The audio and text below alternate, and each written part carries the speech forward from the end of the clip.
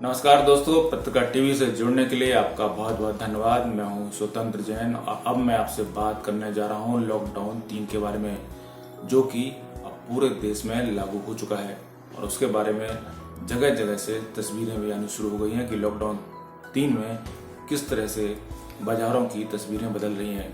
तस्वीरें मुख्य रूप से रेड जोन में मौजूद दिल्ली में शराब की दुकानें खुलने की हैं।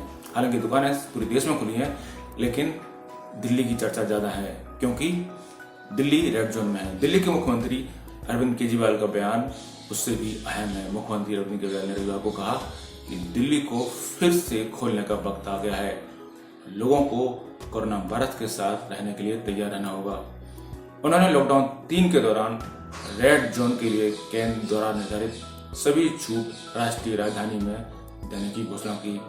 मुख्यमंत्री ने भी कहा कि दिल्ली लॉकडाउन हटाने के लिए तैयार है। केजरीवाल यहीं नहीं रुके। केजरीवाल ने कहा कि अपनी ऑनलाइन मीडिया ब्रीफिंग में कहा कि दिल्ली सरकार केंद्र को यह सुझाव देगी कि शहर में सिर्फ कंटेनमेंट जोन में, यानी जो क्षेत्र हॉटस्पॉट हैं, उनको ही रेड जोन घोषित करे। पूरे देश, पूरे जिले को और पूरी दिल्ली को रेड जोन घोषित ना करे। वर्तमान में दिल्ली के सभी 11 जिले रेड जोन घोषित किए गए हैं। केजरीवाल का यह बयान कई मायनों में अहम है। पहला तो है कि केजरीवाल देश की राजधानी दिल्ली के मुख्यमंत्री हैं और वे एक ऐसे प्रदेश की कमान संभाल रहे हैं जिसके सभी जिले रेड जोन में हैं। और तीसरा ये कि उनका ये बयान तब आया है जब वे एक कोरोना वायरस के लिहाज से संवेदनशील राज्य की कमान संभाल रहे हैं, उसके हालात को समझ रहे हैं और केंद्र की गाइडलाइंस को भी समझ रहे हैं। दरअसल अगर हम केंद्र सरकार की गाइडलाइंस को ध्यान से देखें तो इसमें लोगों की एक्टिविटी और आवाजाही को सीमित रखते हुए अर्थव्यवस्था को रीस्टार्ट करने की चुनौती को स्वीकार किया गया है। इस तरह का चुनौतीपूर्ण लॉकडाउन 3 पूरे देश में 4 मई से लागू है। 25 अप्रैल को पीएम मोदी ने पहले लॉकडाउन की घोषणा की थी। तब से तीसरी बार लॉकडाउन बढ़ाया गया है और इस बार लॉकडाउन 14 दिन के लिए बढ़ाया गया है। पहला लॉकडाउन 21 दिनों के लिए था, दूसरा लॉकडाउन 19 दिनों के लिए था और तीसरा लॉकडाउन 14 दिन के लिए होगा। इस तीसरे लॉकडाउन में कोरोना वायरस के खिलाफ जंग के चलते भारत में अब 17 मई तक लॉकडाउन जारी रहेगा। 17 मई को जब भारत में तीसरा लॉकडाउन खत्म होगा तो भारत में लॉकडाउन के 54 दिन पूरे हो जाएंगे। पर राहत की बात यह है कि इस बार का लॉकडाउन पिछले सभी लॉकडाउन से अलग है। इस लॉकडाउन में कई तरह की रियायतें दी गई हैं, पर जो रियायतें इस बार दी गई हैं वे इस आधार पर तय होंगी कि आपका इलाका या जिला किस जोन में आता है। दरअसल सरकार ने देश के सभी जिलों को रेड, ग्रीन और ऑरेंज जोन में बांट दिया है। देश में 130 जिले रेड जोन में रखे गए हैं, 284 जिले ऑरेंज जोन में और 319 जिले ग्रीन जोन में आते हैं।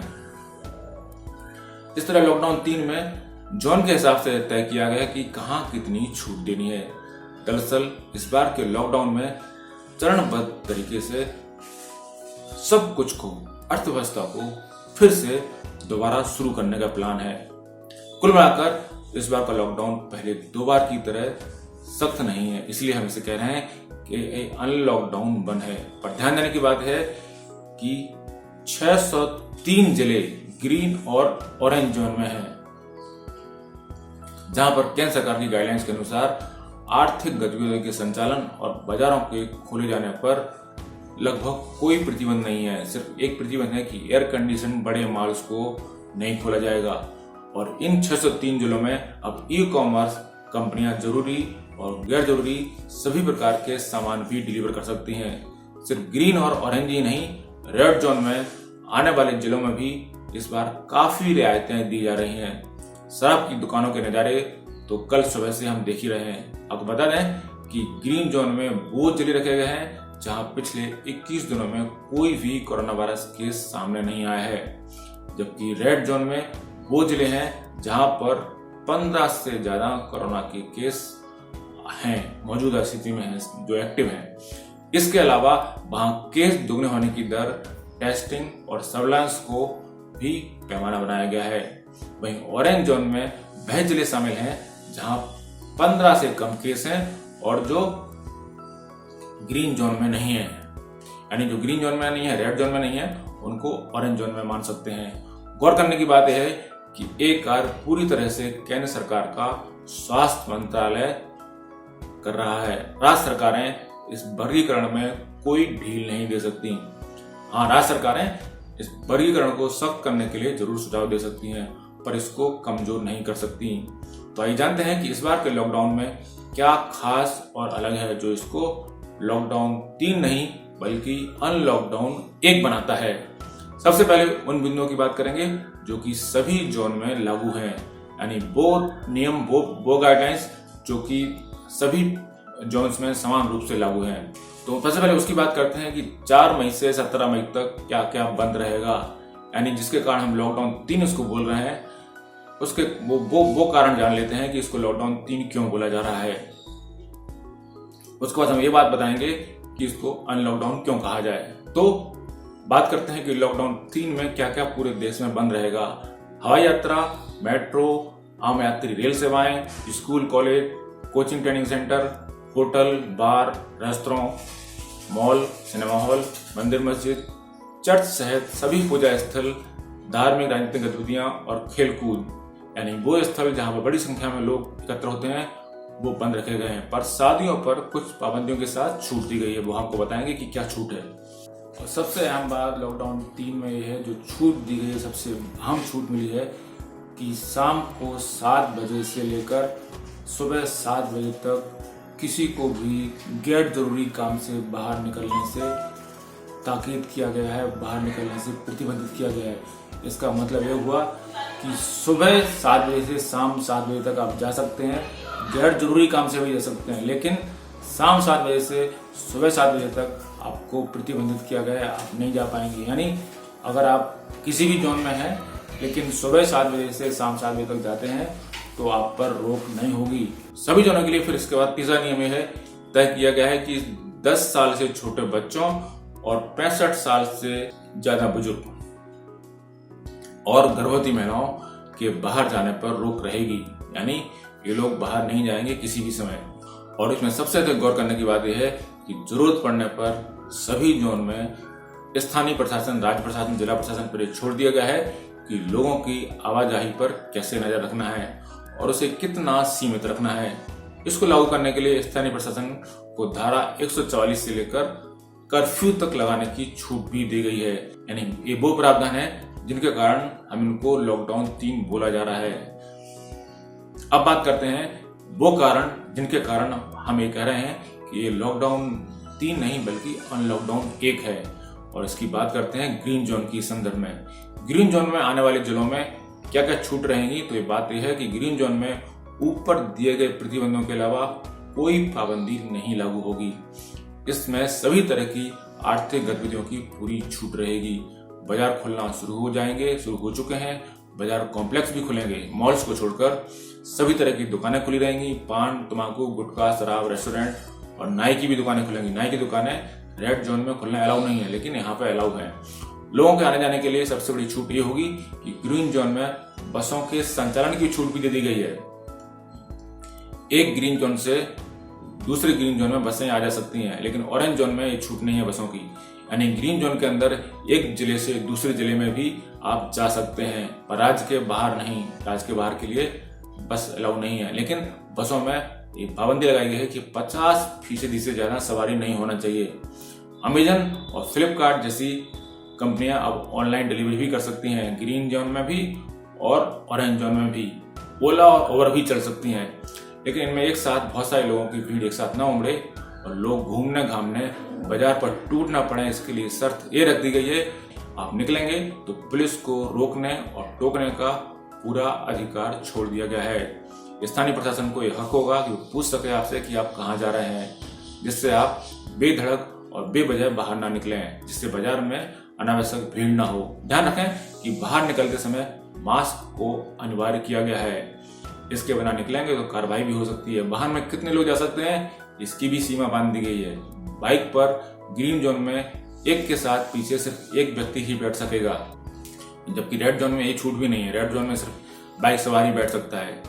और ये भी कहा गया है कि थूकना पब्लिक प्लेस पर दंडनीय अपराध होगा। बात करते हैं रेड जोन की। रेड जोन में किस तरह की छूट है तो बताते हैं कि रेड जोन में सबसे पहले किस तरह की पाबंदियां वो बताते हैं कि रेड जोन में साइकिल रिक्शा, ओला, ओवर, ऑटो टैक्सी, बस चलाने की इजाजत नहीं होगी। सलून, ब्यूटी पार्लर और स्पा भी यहाँ पर बंद रहेंगे। जरूरी काम के लिए निजी वाहन से आने जाने की अनुमति होगी। कार में ड्राइवर के अलावा सिर्फ 2 ही लोग बैठ सकेंगे, यानी आगे एक ड्राइवर होगा और पीछे 2 लोग बैठ सकते हैं। दोपहिया वाहन में एक शख्स बैठ सकेगा, यानी पीछे कोई नहीं बैठेगा। जरूरी सामान, उपकरण, IT हार्डवेयर को दुकानों की छूट दी गई है। औद्योगिक गतिविधियों में उत्पादन करने वाली यूनिटों को भी काम की छूट है। 33% स्टाफ के साथ निजी ऑफिस भी खोलने की अनुमति, यानी सभी प्रकार के निजी ऑफिस रेड जोन में भी खुल सकते हैं, लेकिन शर्तें होगी कि जो आपके 33% लोग स्टाफ आपका ऑफिस में होगा, बाकी लोग वर्क फ्रॉम होम होंगे। उप सचिव स्तर के ऊपर अधिकारियों के ऑफिस खुलेंगे। अन्य स्टाफ में केवल 33% लोग ही आ सकेंगे। ग्रामीण इलाकों में बफर एरिया और कंटेनमेंट इलाकों को छोड़कर सभी तरह की आर्थिक गतिविधि में छूट दे दी गई है। मजदूर आधारित जूट और पैकेजिंग उद्योग में सोशल डिस्टेंसिंग का पालन करते हुए काम करने की छूट दी गई है। मीडिया, निजी सुरक्षा गार्डों, कॉल सेंटर, IT सेवाओं को भी छूट दे दी गई है। शहरी इलाकों में मजदूरों को रखने की वाली साइट, यानी ऐसी साइट जहां पर मजदूर वहां रहते हो, उनको भी काम करने की छूट रेड जोन में है। शहरी इलाकों में कॉलोनियों और रहायशी जगहों पर एकल दुकानों को खोलने की भी इजाजत है, जो कि गृह मंत्रालय के पिछले आदेश से ही जारी है और जो कि इस बार अभी भी यथावत जारी रहेगी।